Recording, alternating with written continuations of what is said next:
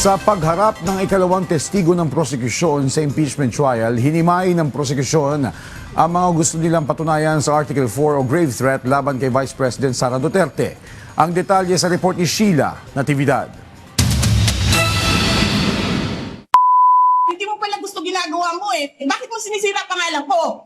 Joel Chua, gusto ko lang tapusin nyo na yung show ninyo dyan sa House of Representatives para makabalik na kami. Hindi lamang ang Pangulo, ang First Lady at ang dating House Speaker, kundi pati na rin si Manila 3rd District Representative at ngayon House Prosecutor Joel Chua ang makailang ulit na minura ni Vice President Sara Duterte sa kanyang online press conference noong 2024. Ang 8 bahagi ng video kung saan maririnig ang mga pagmumura ng Vice Presidente ang siyang ipinresenta ng prosekusyon sa harap ng Senate's Impeachment Court sa ikalawang linggo ng paglilitis kung saan inamin din ni Chua na nakaramdam siya ng takot noon.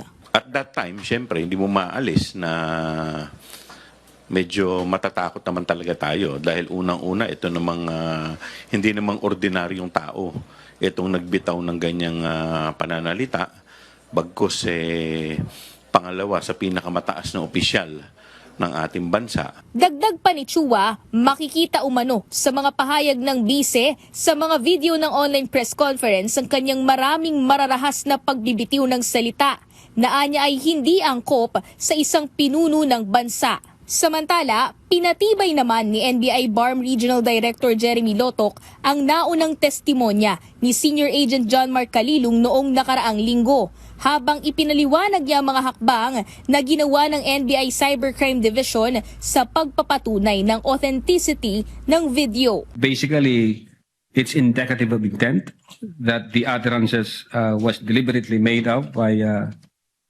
the Vice President, and it really shows serious, actual and real threat, Your Honor. Sa kanyang testimonya, sinabi ni Lotok na nakapaglabas na ang NBI Cybercrime Division ng Affidavit of Investigation kaugnay ng online press conference ng Vice Presidente.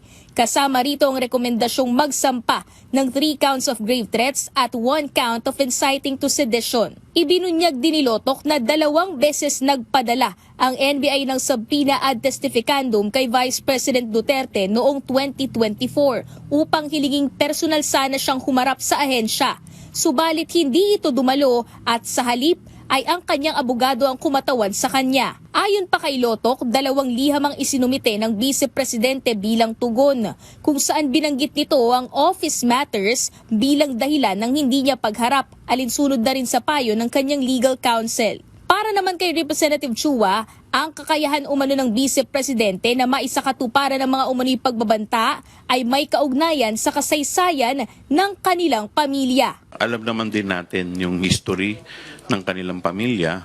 In fact, asan ba ngayon yung kanyang ama? Ano ba ang kaso na kinakaharap ng kanyang ama? EJK. So, alam din naman natin yung tinatawag nilang Davao Death Squad.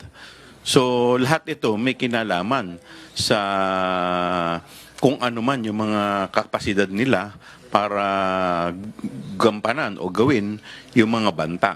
Nagsumite na rin ang House Prosecution Panel ng manifestation sa Senate's Impeachment Court para maipresenta si NBI Director Melvin Matibag bilang testigo sa mas maagang petsa dahil sa nauna na nitong commitment sa pagbiyahe sa ibang bansa, kabilang ang pakikipagpulong sa Federal Bureau of Investigation.